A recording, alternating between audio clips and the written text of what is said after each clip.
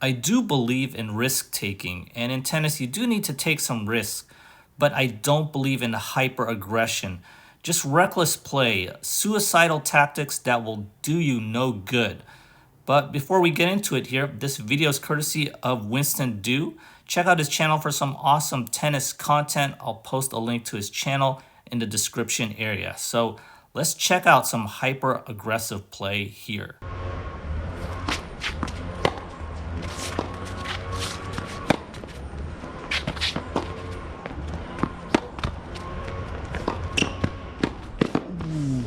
So here's Kyle at the near end and Tony at the far end here. And so very good high-level tennis players, very good college tennis players here.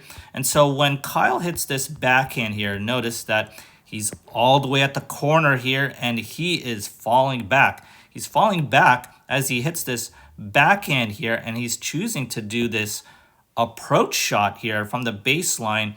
I'm okay with baseline approaches, but he is falling back as he hits this shot, and he's coming from the corner here. Remember, cross-court approaches are the farthest way to go to the net, and so he's going to have to travel a very, very long way.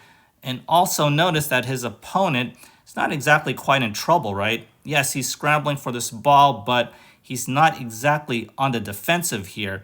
And so when Kyle runs for it here, he almost got bailed out. Tony hits this slice passing shot, and Kyle had an opportunity to actually put this ball away. And I think another bad decision here to just go behind him, and it goes wide there. So again, I am for risk taking, and I am for aggressive play.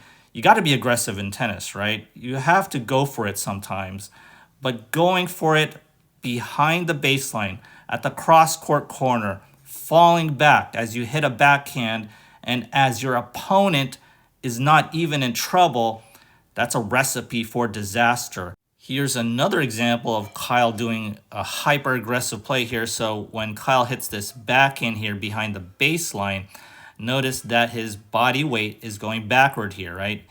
He hits this backhand, body weight going backward here. Then he chooses this baseline approach, right?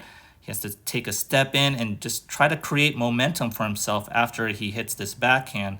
So he comes in. He still has a chance to actually put this ball away there, but he dumps it to the net. And I think a lot of that is just staying balanced, right? Yeah, you're very fast going up to the net, but are you balanced up there?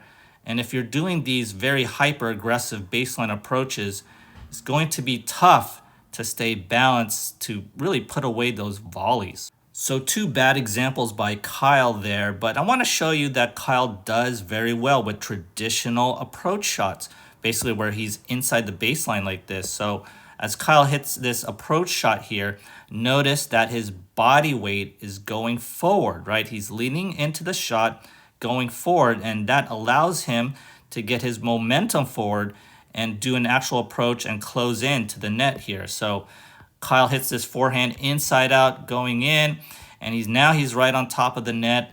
And Tony tries to pass him, but Kyle has very good volley skills, right? And he forces the error there from Tony there. So give yourself a chance. Don't be too hyper aggressive. Kyle has all the shot making ability in the world. He could do these forehand inside outs, these running backhands, these big serves, but decision-making matters, right? In these tennis matches, it's not just about your technique.